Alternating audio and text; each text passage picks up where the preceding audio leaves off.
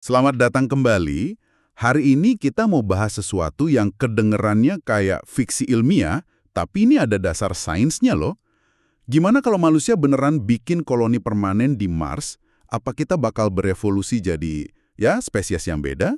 Menarik banget ya pertanyaannya. Iya kan?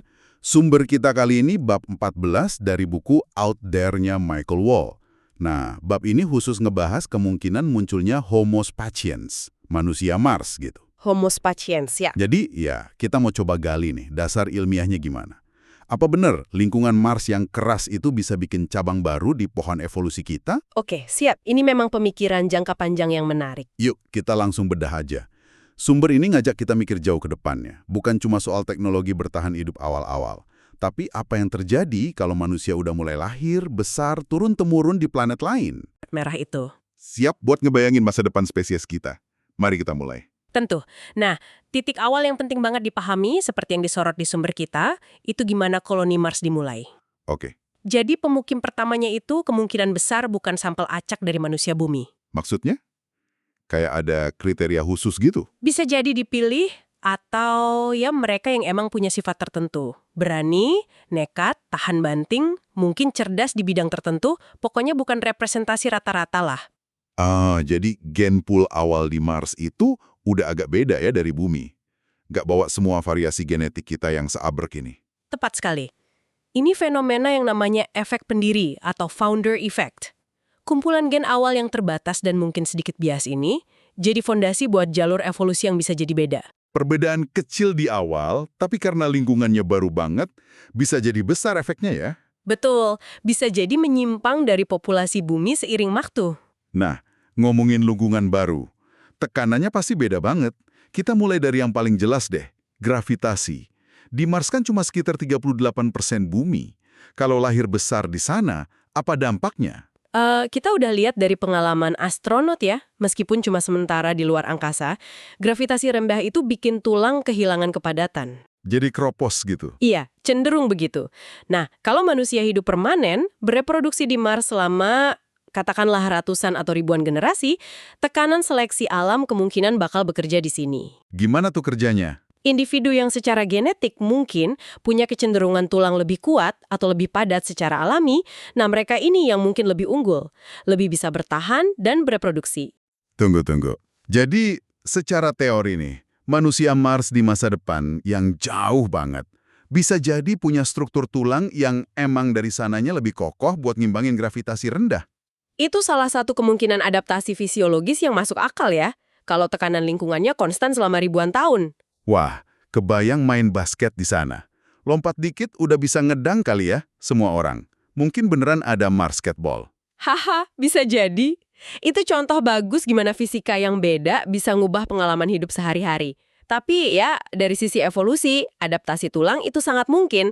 Lingkungan membentuk fisiologi kan? Oke. Selain gravitasi rendah, ada lagi tantangan gede, radiasi. Ini juga sering dibahas. Betul, Mars nggak punya perisai kayak bumi. Nggak ada medan magnet global yang kuat, lapisan ozonnya juga tipis banget. Artinya, radiasi kosmik dari luar angkasa sama UV dari matahari itu lebih ganas di permukaan Mars ya. Jauh lebih intens. Nah, ini dampaknya bisa dua. Pertama, tingkat mutasi DNA pada penghuni Mars bisa jadi lebih tinggi. Mutasi. Itu kan bahan baku evolusi ya. Tepat. Jadi secara teori, ini bisa mempercepat laju perubahan evolusioner di Mars dibanding bumi. Tapi perlu diingat juga, kebanyakan mutasi itu netral atau malah berbahaya. Yang menguntungkan itu jarang. Oke. Terus dampak kedua dari radiasi tinggi? Ya, tekanan seleksi buat perlindungan terhadap radiasi itu sendiri. Mirip kayak di bumi kan, populasi di daerah khatulistiwa cenderung punya kulit lebih gelap karena melaninnya lebih banyak buat proteksi UV. Jadi manusia Mars bisa jadi berkulit lebih gelap juga. Itu kemungkinan yang paling jelas ya. Seleksi alam mungkin akan menyukai individu yang produksi melaninnya lebih tinggi. Tapi sumber kita nyebut kemungkinan lain juga kan soal pigmen? Ya, ini yang menarik. Bukan cuma melanin, tapi mungkin pigmen lain kayak karotenoid. Karotenoid? Yang kayak di wortel itu?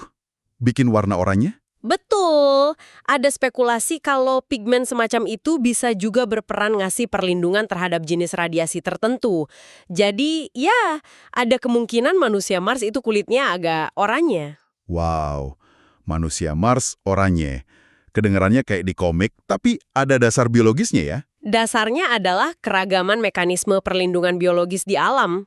Tentu ini masih spekulatif ya, tapi intinya tekanan radiasi yang konstan itu bakal jadi faktor evolusi yang kuat banget mendorong adaptasi protektif apapun yang muncul. Jadi kombinasi gravitasi rendah, radiasi tinggi, itu udah dua tekanan besar yang beda banget dari bumi. Dan ada satu lagi yang penting, lingkungan penyakit atau mikroorganisme. Oh iya, gimana tuh? Gini, perjalanan panjang ke Mars itu sendiri udah kayak karantina super ketat.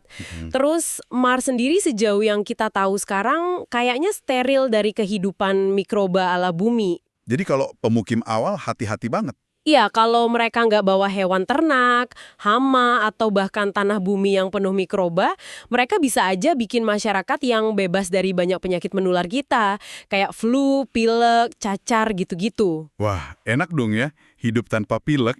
Tapi pasti ada tapinya kan? Sumbernya bilang gitu. Haha, iya. Ini pedang bermata dua namanya. Kalau berhasil bikin lingkungan steril dari patogen bumi, sistem kekebalan tubuh manusia Mars bisa jadi kurang latihan. Kurang latihan gimana maksudnya? Sistem imun kita kan kuat karena terus-terusan diserang mikroba dari lingkungan.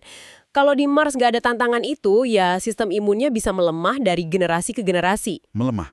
Sampai separah apa? Sumbernya pakai analogi drastis sih, bisa mengerut kayak tali pusar yang dipotong.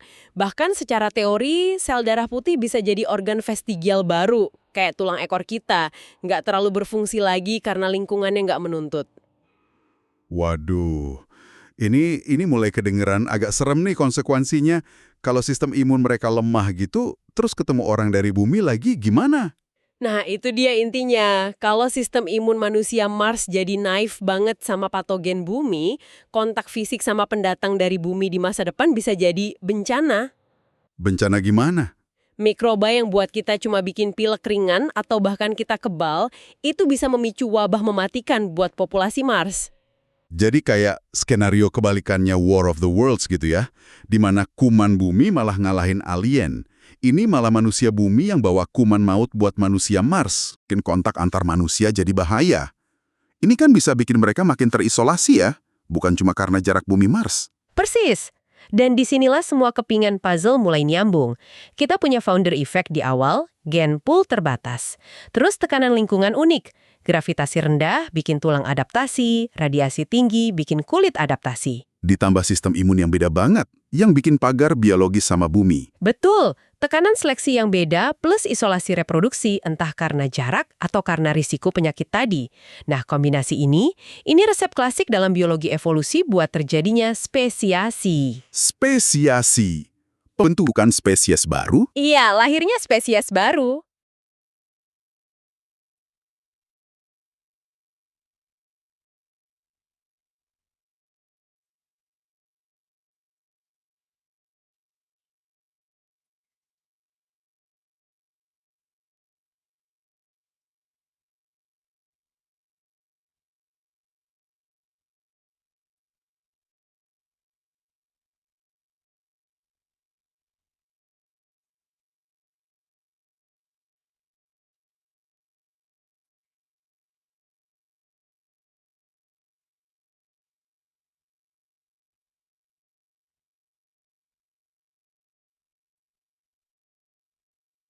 Bisa dibilang begitu, manusia bumi bisa jadi senjata biologis tanpa sengaja. Ini, ya, pemikiran yang cukup serius. Serius banget. Perbedaan biologis sampai bikin kontak antar manusia jadi bahaya. Ini kan bisa bikin mereka makin terisolasi ya, bukan cuma karena jarak bumi Mars. Persis. Dan disinilah semua kepingan puzzle mulai nyambung. Kita punya founder effect di awal, gen pool terbatas. Terus tekanan lingkungan unik. Gravitasi rendah bikin tulang adaptasi, radiasi tinggi bikin kulit adaptasi. Ditambah sistem imun yang beda banget, yang bikin pagar biologis sama bumi. Betul, tekanan seleksi yang beda plus isolasi reproduksi entah karena jarak atau karena risiko penyakit tadi. Nah, kombinasi ini resep klasik dalam biologi evolusi buat terjadinya spesiasi. Spesiasi. Pembentukan spesies baru. Iya, lahirnya spesies baru.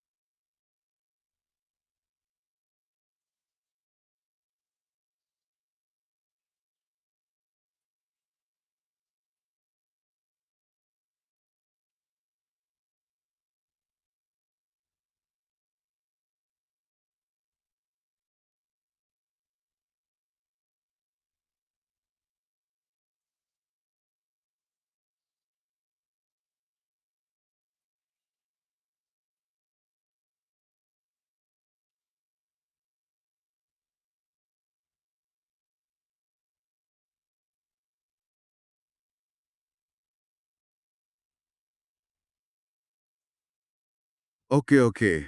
Jadi Homo sapiens itu bukan cuma hayalan, tapi ada jalur logisnya secara evolusi.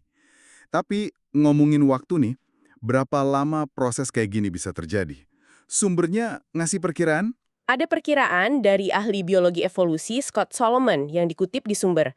Dia berspekulasi ini bisa makan waktu antara beberapa ratus sampai beberapa ribu generasi. Ratusan sampai ribuan generasi. Itu lama ya buat ukuran hidup kita, tapi di skala evolusi mungkin cepat. Relatif cepat ya, dibandingin sama skala waktu geologis. Dan penting nih, bedain sama contoh isolasi manusia di bumi dulu, kayak penduduk asli Amerika atau Australia. Kenapa beda? Mereka kan terisolasi lama juga. Betul, tapi nggak jadi spesies baru. Kuncinya, kata sumber, lingkungan Mars itu fundamental beda dan jauh lebih ekstrim dibanding variasi lingkungan di bumi. Tekanan seleksinya itu loh bener-bener unik dan kuat. Masuk akal. Tapi kayak diskusi ilmiah lainnya, pasti ada yang nggak setuju dong. Nggak semua yakin bakal ada spesies baru secepat itu. Ya, pasti ada. Sumber kita juga nyebut argumen tandingan kok. Misalnya? Misalnya dari Robert Zubrin dari Mars Society. Dia kan pendukung kuat kolonisasi Mars ya. Argumennya, selama masih ada kontak terus-menerus antara bumi dan Mars. Kayak orang bolak-balik gitu, bawa barang, informasi. Iya, pertukaran gene flow masih terjadi. Mungkin ada perkawinan antar koloni. Nah, aliran gen ini bakal terus nyampur lagi populasi Mars sama bumi. Jadi nggak akan cukup terisolasi secara genetik buat jadi spesies beda. Oh, jadi menurut dia, manusia Mars mungkin bakal punya budaya unik, logat beda, mungkin adaptasi fisik ringan, tapi tetap aja Homo sapiens gitu. Kurang lebih gitu pandangan Zubrin. Menariknya, dia malah lihat potensi spesiasi lebih gede bukan di Mars, tapi kalau kita udah bisa kolonisasi antar bintang. Antar bintang, kenapa di sana lebih mungkin? Jaraknya itu loh, ekstrim banget kan? Isolasi bakal jauh lebih absolut, lebih permanen, terus perbedaan budaya bisa jadi lebih tajam lagi. Misalnya, satu koloni milih pakai rekayasa genetika besar-besaran buat adaptasi atau upgrade diri, sementara koloni lain nggak. Wah, pilihan teknologi bisa jadi pendorong evolusi juga ya. Bisa banget. Itu bisa bikin divergensi biologis yang kuat, bahkan mungkin lebih kuat dari tekanan lingkungan alami. Jadi kayak di film-film fiksi ilmiah ya, macam Star Trek gitu. Banyak ras humanoid, mirip tapi beda-beda dikit. Ada yang dahinya kerut, kulitnya aneh. Mungkin itu karena isolasi antar bintang plus pilihan evolusi atau teknologi beda. Bisa jadi itu analogi yang pas. Mars dalam pandangan ini mungkin terlalu dekat secara konektivitas buat memungkinkan spesiasi alami terjadi gitu aja. Oke. Tapi ada lapisan lain lagi nih ya, kalau kita mikir lebih jauh ke depan. Diskusi soal evolusi biologis ini mungkin jadi kurang relevan. Nah, itu poin penting juga. Gimana kalau pas kolonisasi Mars sudah mapan atau pas kita udah mulai ke bintang lain, konsep manusia itu sendiri udah berubah. Berubah gimana maksudnya? Ya, kemungkinan kita udah mulai gabung sama AI, kecerdasan buatan. Atau bahkan udah bisa pindahin kesadaran kita ke, ya, substrat non-biologis, jadi makhluk digital. Wah, kalau gitu, perdebatan soal kita bakal jadi Homo sapiens dengan tulang lebih padat atau kulit orange jadi agak basi ya. Bisa dibilang gitu. Kalau manusia masa depan udah bukan makhluk karbon kayak kita lagi, tapi mungkin cyborg atau entitas digital. Diskusi soal adaptasi biologis murni jadi kurang sentral. Lintasan evolusi kita bisa jadi lebih ditentukan sama teknologi daripada sama lingkungan fisik. Tepat. Rekayasa genetika, antarmuka otak komputer, AI, kehidupan digital, semua itu bisa jadi penggerak perubahan yang jauh lebih cepat dan radikal daripada seleksi alam Darwinian biasa. Oke, sebelum kita simpulkan nih, ada satu detail lagi yang kayaknya penting dari sumber, soal mikroorganisme tadi. Mikrobioma ya, istilahnya. Iya, betul. Itu poin krusial yang sering kelewat. Kita mikir diri kita ini individu tunggal, padahal tubuh kita ini rumah buat triliunan mikroba. Bakteri, virus, jamur, terutama di usus. Dan mereka penting banget ya buat kesehatan. Penting banget. Buat pencernaan, ngatur sistem imun, bahkan mood kita. Nah, lingkungan Mars yang beda banget itu? Tanahnya beda, atmosfer tipis, radiasi, makanan mungkin juga beda. Pasti bakal ngubah komposisi mikrobioma para koloni secara drastis dibanding di bumi. Konsekuensinya apa tuh? Nah, itu dia. perubahan fundamental di mikrobioma ini bisa punya konsekuensi kesehatan jangka panjang yang kita belum paham sepenuhnya sekarang. Ini lapisan adaptasi biologis lain yang kompleks banget. Jadi, ini tantangan tambahan lagi ya buat hidup di Mars, bahkan sebelum ngomongin evolusi jangka panjang. Betul. Ini bagian dari paket adaptasi yang harus dihadapi. Oke, jadi setelah kita telusuri semua ini ya, balik ke pertanyaan awal. Bakal ada nggak sih Homo sapiens? Kalau dari sumber kita, argumen ilmiah buat kemungkinannya itu ada. Kuat malah. Kombinasi tekanan lingkungan Mars yang unik, ditambah founder effect, terus potensi isolasi dari bumi, itu semua kondisi yang bisa banget mengarah ke spesiasi. Tapi bukan jaminan juga ya. Nggak ada jaminan, seperti kata Zubrin tadi, kalau kontak sama bumi terus jalan, ya mungkin nggak akan terjadi isolasi genetik yang cukup. Dan faktor teknologi itu tadi, itu bisa mengubah segalanya. Masa depan evolusi kita mungkin nggak lagi murni biologis. Bisa jadi begitu. Ini benar-benar bikin kita mikir ulang ya, apa sih artinya jadi manusia? Kalau kita atau keturunan kita nanti berubah drastis secara fisik di planet lain, atau bahkan berubah sifat dasarnya karena teknologi.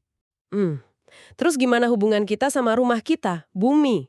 Apa kita masih merasa satu keluarga besar umat manusia yang nyambung karena sejarah dan biologi yang sama? Atau jangan-jangan jarak fisik, evolusi biologis, dan mungkin perbedaan eksistensial karena teknologi itu malah bikin jurang pemisah yang lebih dalam dari sekedar ruang angkasa itu sendiri. Pertanyaan besar itu sesuatu yang layak kita renungkan. Ya, sebuah pertanyaan besar untuk Anda bawa pulang dan pikirkan. Akankah penjelajahan angkasa ini memperluas definisi kita tentang kemanusiaan atau justru memecahnya jadi sesuatu yang baru dan sama sekali berbeda?